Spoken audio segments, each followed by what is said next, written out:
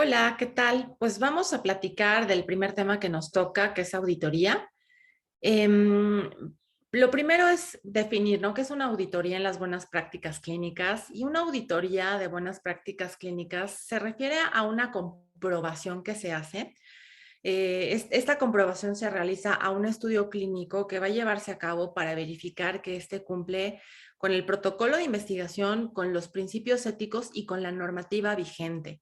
Y esta evaluación se realiza a todas las partes que intervienen en el ensayo clínico, fundamentalmente al promotor o a la CRO, si es que se contrató a una CRO para que haga el ensayo clínico o al centro de investigación. Y en el caso de participar otros agentes externos, también deberán de someterse a esa auditoría. Hay otras definiciones, ¿no? Por ejemplo, también se dice que una auditoría es un examen independiente y sistemático de las actividades y documentos relacionados con el ensayo para determinar si las actividades evaluadas relacionadas con el ensayo fueron realizadas como debe de ser y si los datos en efecto fueron registrados, analizados y correctamente comunicados de acuerdo a como estaba explicado en el protocolo. Acuérdense que siempre tenemos que apegarnos al protocolo, esa es nuestra guía. Y también con los procedimientos normalizados de trabajo del promotor, la buena práctica clínica y los requisitos regulatorios pertinentes. Eh, la finalidad de estas auditorías es certificar que el ensayo clínico sí se está realizando bajo las directrices establecidas desde el punto de vista clínico, estadístico, ético y regulatorio. Con tal propósito, se planifican de manera periódica revisiones de la documentación que se va generando durante todo el ensayo para identificar si existen desviaciones con respecto al protocolo, tanto desviaciones chiquitas como desviaciones grandes, toda clase de desviaciones, datos erróneos o mal complementados, problemas con el consentimiento informado de los pacientes o con otras complicaciones, ¿no? Relacionadas con la documentación, si hacen falta documentos, si están mal fechados, hay algún error. Cuando el promotor realiza una auditoría como garantía de calidad, tiene que considerar varias cosas, ¿no? Una de ellas es el propósito. El propósito de una auditoría realizada por el promotor, por el patrocinador, la cual es independiente de los monitoreos de rutina que lleva a cabo el monitor, la auditoría es adicional, es otra cosa. Pues bueno, es independiente, como les decía, de esta monitorización de rutina y de las funciones de control de calidad que se deben de llevar a cabo todo el tiempo. Se debe de evaluar la realización de un ensayo y el cumplimiento del protocolo, de las buenas prácticas clínicas y de los requisitos reguladores pertinentes. Cuando se seleccionen y vaya a los auditores que van a llevar a cabo, el auditor o los auditores que van a llevar a cabo esta auditoría, pues tenemos que el patrocinador es el que tiene que darse a la tarea de saber que para realizar la auditoría el promotor pues va a seleccionar a investigadores que sean independientes, tienen que ser objetivos y completamente independientes de los sistemas y de los ensayos clínicos. No puede auditar un interno, siempre tiene que ser alguien completamente ajeno. La otra es que el auditor, perdón, el promotor no se debe de asegurar de que los auditores tengan todas las credenciales necesarias para poder llevar a cabo esta auditoría en cuanto a formación y experiencia. Y para realizar esta auditoría de manera adecuada, pues es indispensable que cumplan con esto, ¿no? Las credenciales tienen que estar documentadas, obviamente, así como a los investigadores se nos pide la comprobación, vaya, los documentos probatorios, pues es lo mismo con los auditores. Y en cuanto a los procedimientos de la auditoría, el promotor es el que se tiene que asegurar de que la auditoría de los ensayos, sistemas clínicos se va a realizar de acuerdo con sus procedimientos escritos, ¿no? Los procedimientos del propio estudio. Y tienen que ellos también tener procedimientos sobre cómo se va a auditar, dónde se va a auditar, la frecuencia de las auditorías, eso tiene que estar bien establecido desde el inicio, la forma y el contenido de los informes de la auditoría, ¿no? ¿Qué es lo que se va a poner por escrito cuando se finalice cada una de las auditorías? El plan de auditoría del promotor y los procedimientos para auditar un ensayo deben de estar guiados por la importancia del ensayo en cuanto a datos a presentar a las autoridades regulatorias, ¿no? Es decir, a la institución y a COFEPRIS. También dependiendo del número de sujetos, si tenemos un número muy chiquito de sujetos, pues no va a dar tiempo de hacer múltiples auditorías. Pero si es un tamaño de muestra muy grande, pues sí se pueden hacer varias auditorías. También va a depender del tipo y de la complejidad del ensayo, el nivel de riesgos para los sujetos de estudio y cualquier otro problema que se pueda identificar. Las observaciones y hallazgos del auditor tienen que quedar documentadas. Eso se queda en un documento que se entrega al final de la auditoría.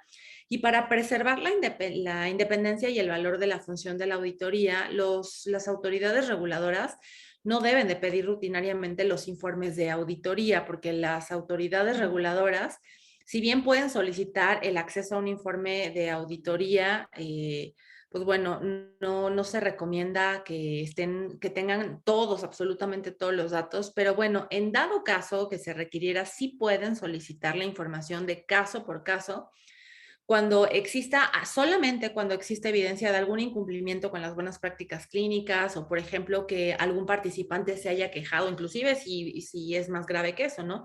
Si hay una demanda de por medio, pero no es un procedimiento de rutina. Bueno, pues cuando sea requerido por la norma o ley pertinente, el promotor tiene que facilitar el certificado de la auditoría. Ahora, en temas ya más prácticos, ¿no? ¿Cómo se prepara uno para una auditoría de buenas prácticas clínicas? Yo les hice llegar un checklist en donde viene las obligaciones del investigador o esta lista de cotejo que tiene que tener el investigador, o vaya, que nos sirve para tener claridad en cuanto a las obligaciones en todas las etapas y en todas las acciones que realiza el investigador principal y se realizan dentro del ensayo clínico. Y esa es bien importante que la tengan a la mano porque les va a servir como una herramienta para que vayan palomeando, ¿no? Si sí cumplen o no cumplen con cada una de esas cosas que son obligaciones del investigador principal. Entonces, bueno, retomando, ¿cómo nos vamos a preparar para una auditoría de buenas prácticas clínicas? Cuando uno se prepara para una auditoría, pues debería de ser realmente sencillo. Si es que tenemos todo en regla y todo lo hemos hecho conforme al protocolo y continuando, siguiendo todos los procesos que deberíamos de estar llevando a cabo. Entonces, si seguimos nuestros procesos, respetamos la normativa vigente, pues tendríamos que estar bien, ¿no? Sin embargo, pues durante el desarrollo de los ensayos clínicos, pues suceden cosas, ¿no? O sea, pueden haber desviaciones, como por ejemplo, cosas tan sencillas como que se supone que deberíamos de tomar la edad de el IFE de las personas. Y un participante no traía su IFE y le preguntamos su edad. Y resulta ser que nos dijo que tenía 75, la cual es la edad límite para aceptar en el protocolo. Y después, cuando ya tenemos acceso a su IFE o algún otro documento donde viene su fecha de nacimiento, pues resulta ser que no tenía 75, que tenía 77. Y era de esas personas que no llevan la cuenta de los años, ¿no? Entonces le da lo mismo 75, 77, y entonces ahí ya tenemos una desviación porque no cumplimos con los criterios de selección e incluimos a ese participante.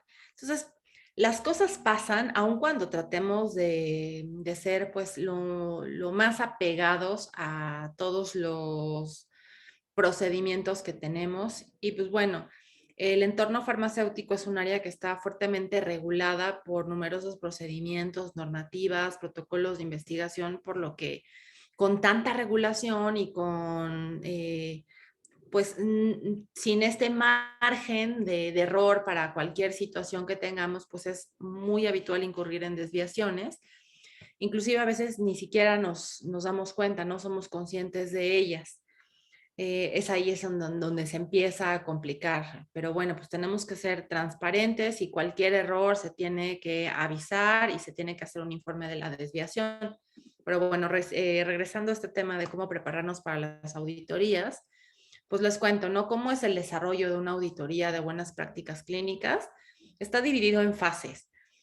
La primera fase es la reunión inicial con el equipo. En esta reunión inicial se realizan las presentaciones de todo mundo, quién es quién, y se definen las necesidades del auditor y las responsabilidades del equipo y se trabaja en una agenda para la ejecución de esta auditoría. No es que llegue el auditor así de sorpresa y ya llegué, sino que se trabaja sobre una agenda, un plan de trabajo, porque pues hacer una auditoría es un trabajo muy complicado y requiere también de la colaboración del investigador y de su equipo de investigación para que le tengan a la mano los documentos. Otra fase o la siguiente fase, ya que se hizo esta reunión inicial con el equipo, pues van a ser las entrevistas con el equipo que participa en el proyecto, ¿no? Los subinvestigadores, laboratoristas, todas las personas que tienen alguna participación en el protocolo de investigación. En esa etapa, los distintos miembros implicados en el ensayo clínico, pues van a ser sometidos a entrevistas con el auditor y deben de estar preparados, ¿no? Tienen que, pues, estar tener la información que les van a pedir a la mano y tienen que tener en cuenta varios aspectos de la conducta, ¿no? Tienen que ser cooperativos, se tiene que evitar entrar en discusiones y facilitar la información que se nos está solicitando.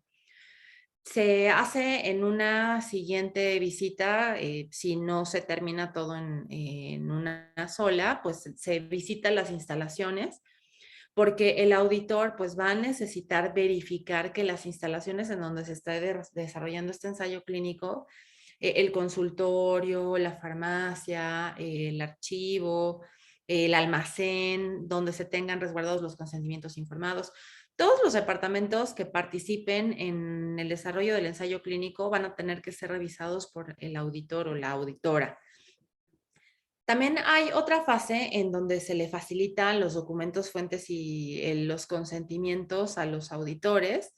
Y esto pues es para que se revise uno por uno de estos documentos y pues tienen que estar todos en regla. El archivo y los documentos esenciales también es otra fase en la cual se revisan, pues como en el punto anterior, con los documentos fuentes y los consentimientos, también se tienen que entregar todos los archivos y los documentos esenciales al auditor. Y una vez que ya se pasó revista por todas las cosas, todos los documentos, todos los lugares, los procedimientos, pues entonces es cuando ya se hace la reunión de cierre en el que se van a tratar las posibles observaciones encontradas, que bueno, pues siempre se van a encontrar observaciones. Se van a intentar en ese momento aclarar las posibles dudas que hayan surgido en el transcurso de la auditoría. Y tras este periodo ya de tratar de aclarar de manera puntual, en tiempo real, esas dudas o esas problemáticas que surgieron, en un plazo, digamos, entre 15 y 30 días aproximadamente, el auditor emite el informe de la auditoría, porque pues es un trabajal ponerse a hacer eso, y se propone un plan de acción correctivo y preventivo, pues con respecto a las desviaciones que se hayan encontrado. ¿No? Se señalan estas desviaciones que se identificaron y las acciones que se deberían de llevar a cabo para corregirlas. Y una vez que eso pasa, pues el promotor presenta el plan como respuesta a los hallazgos encontrados por el auditor, indicando ya efectivamente cuáles van a ser las medidas, tanto preventivas como correctivas, que se deben de llevar a cabo para que eso no vuelva a suceder en la siguiente auditoría. Se recomienda tener los documentos ya listos. De hecho, conforme se van generando estos documentos fuente y los vamos guardando y los vamos archivando, hay que asegurarnos de que todo está en orden. No dejar todo listo para después.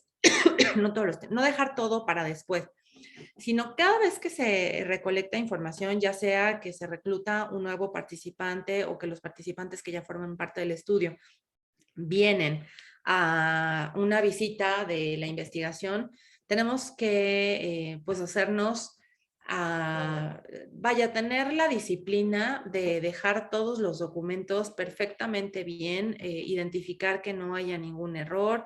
Si es que hubo algún error, pues bueno, con las buenas prácticas de documentación, poner una línea sobre lo que hubo error, poner la firma y la fecha de quien está haciendo esa anotación y hacer la nota aclaratoria de cuál fue el error que se presentó y explicarlo.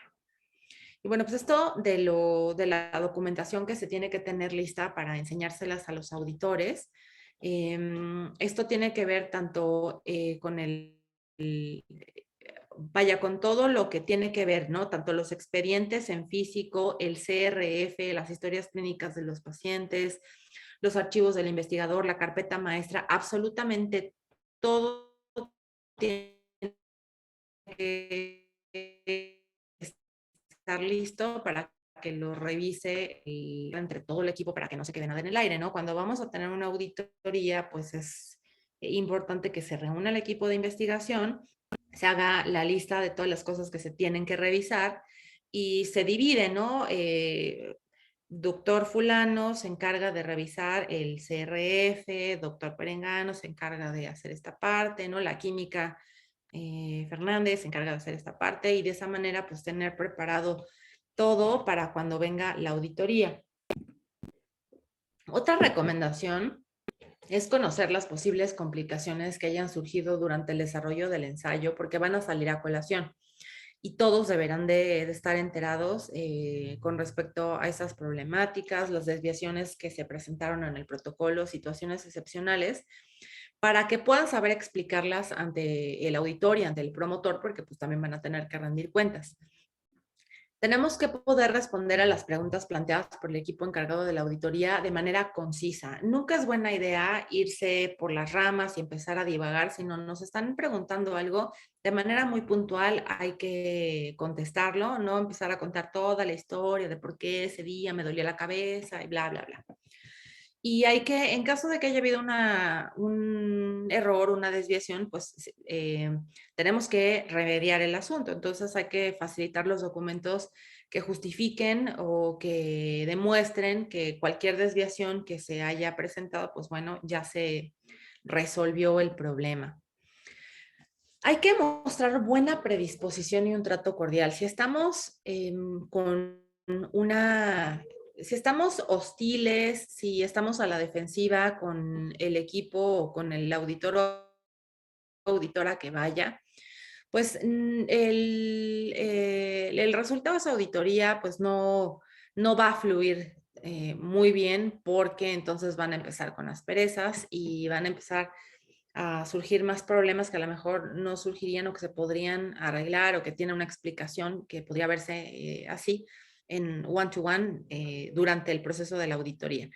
No hay que entrar en discusiones, siempre intentar evidenciar lo que se cuenta con documentación que lo avale y no intentar ocultar información, ¿no? Si algo se hizo mal, pues hay que asumirlo porque pues tenemos que trabajar en esos errores y eso va a venir en los resultados de la auditoría porque se van a proponer acciones para poder remediar ese asunto.